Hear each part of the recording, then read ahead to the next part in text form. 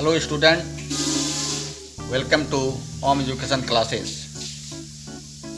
आज का टॉपिक है डायरेक्ट स्पीच को जब इनडायरेक्ट स्पीच में कन्वर्ट करते हैं तो यू कब सब्जेक्ट के पोजीशन पर एवं कब यू ऑब्जेक्ट के पोजीशन पर होता है। क्योंकि यू सब्जेक्ट में रहे या ऑब्जेक्ट फॉर्म में रहे, स्पेलिंग में अंतर नहीं होता है, दोनों में स्पेलिंग YOU। इसलिए बच्चे इस कन्फ्यूजन में रहते हैं कि यू कब ऑब्जेक्ट के पोजीशन पर है और कब सब्जेक्ट के पोजीशन पर। इसके लिए एक सेंटेंसेस को देखते हैं। ये सेंटेंस डायरेक्ट स्पीच में दिया गया है, इसको कन्वर्ट करेंगे इनडायरेक्ट स्पीच में और इसमें सिर्फ फोकस किया गया है यू के ऊपर। बाकी का जो रूल है उसको जहाँ तक है इसको बताया भी जाएगा।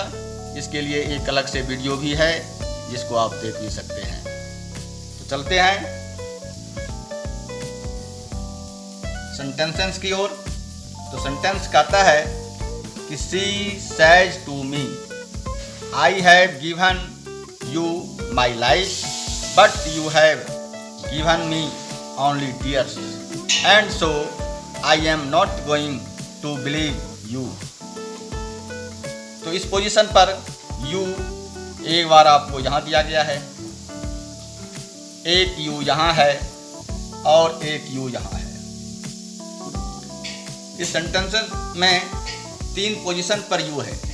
अब देखना है कि कौन सा यू सब्जेक्ट का काम कर रहा है और कौन सा यू ऑब्जेक्ट का काम।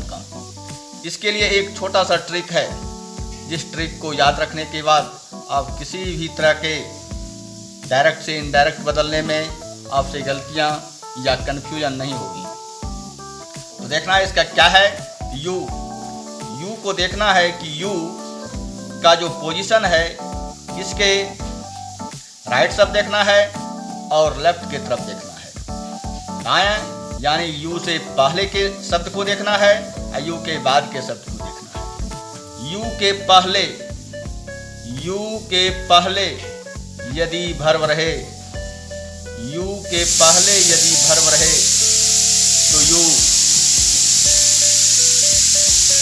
ऑब्जेक्ट का पोजीशन है, यू ऑब्जेक्ट का पोजीशन है एवं यू के बाद जब भर्व रहे, यू के बाद जब भर्व रहे तो यू सब्जेक्ट के पोजीशन पर होता है।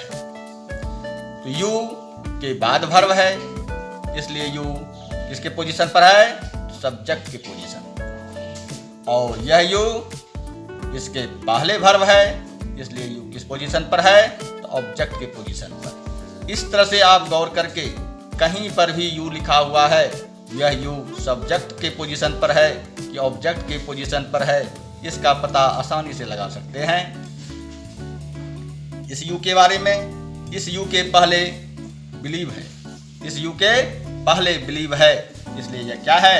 यह ऑब्जेक्ट की पोजीशन पर है। अब इसका सॉल्यूशन कर देते हैं, इसको इनडायरेक्ट में बदल देते हैं। बाकी का तो रूल थोड़ा थोड़ा आपको बताया जाएगा। जैसे सी, यहां से यहां तक के वाक्य को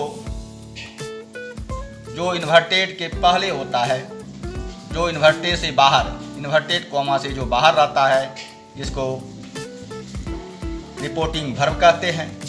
इन्वर्टेड के कॉमा के अंदर जो वाक्य रहता है इसको रिपोर्टेड स्पीच कहते हैं।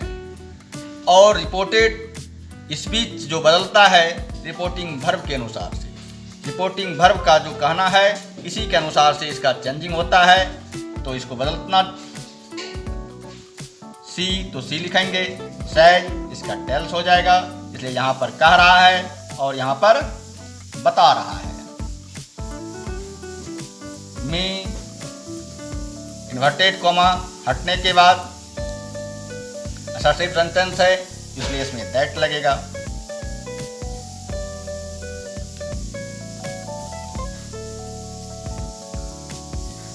अब I first person, I first person है तो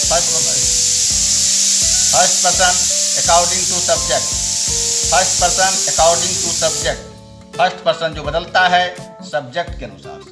तो सब्जेक्ट के पोजीशन पर सी है तो सी आएगा। सी आई के साथ हैव लगता है और सी के साथ हैज लगेगा तो हैज लेंगे। गिवन का गिवन आएगा। अब आता है यू। यू सेकंड पर्सन है अकॉर्डिंग टू ऑब्जेक्ट। यू का सेकंड पर्सन जो चेंज होता है रिपोर्टिंग वर्ब के ऑब्जेक्ट के अनुसार से। ऑब्जेक्ट यहाँ पर है और अकॉर्डिंग टू ऑब्जेक्ट, तो यह यू ऑब्जेक्ट है और यह फर्स्ट पर्सन का मी यह भी ऑब्जेक्ट है, यह भी ऑब्जेक्ट है। तो ऑब्जेक्ट के अनुसार बदलेगा। यहाँ मी यू है, इसके स्थान पर मी। माई ऑब्जेक्ट के अनुसार से, इसलिए सी का ऑब्जेक्ट क्या होगा तो हर। लाई नहीं चेंज होगा, बट नॉट चेंज यू। यह यू सब्जेक्ट के पोजीशन पर है और अकॉर्डिंग टू ऑब्जेक्ट की जगह पर मी। ऑब्जेक्ट में है। अब ऑब्जेक्ट इसका फर्स्ट पर्सन का ऑब्जेक्ट, फर्स्ट पर्सन का ऑब्जेक्ट मी और इसका सब्जेक्ट आई। सब्जेक्ट क्या होगा इसका आई, या क्या हो जाएगा यू के लिए आई। यानी यू सब्जेक्ट पर है तो आई हो गया। यही यू सेम स्पेलिंग का ऑब्जेक्ट पोजीशन पर है तो मी हो गया। हैव, गिवन, नी का सब्जेक्ट के अनुसार हर, only, tears,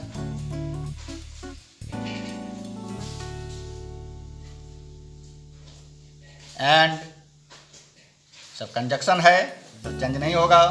so I according to subject तो सी है तो सी।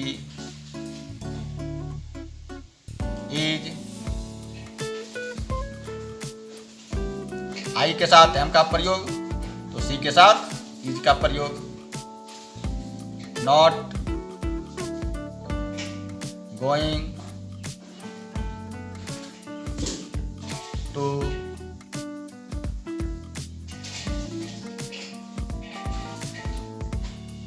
बिलीव,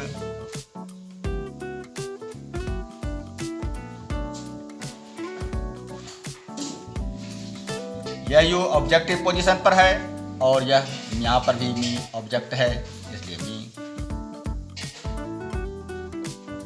तो इस वीडियो में सिर्फ यू के पोजीशन को क्लियर किया गया है। बाकी का रूल के लिए अलग वीडियो से बनाया गया है, उसको आप देख सकते हैं।